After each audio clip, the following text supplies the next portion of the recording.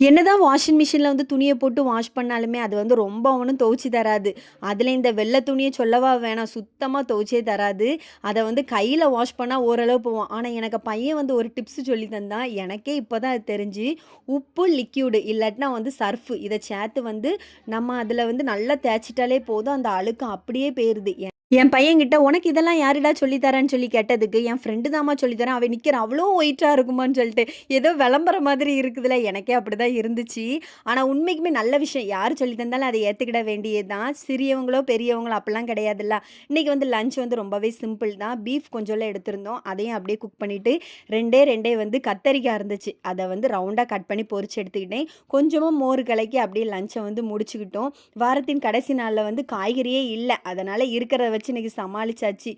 பீஃபுமே கீழ மாமி தான் தந்திருந்தாங்க. அதையும் வச்சு நல்லா சாப்பிட்டாச்சு. அதில இந்த சிப்ஸ் இருந்தா தன்னால சோறு உள்ள இறங்கிட்டே இருக்கும்.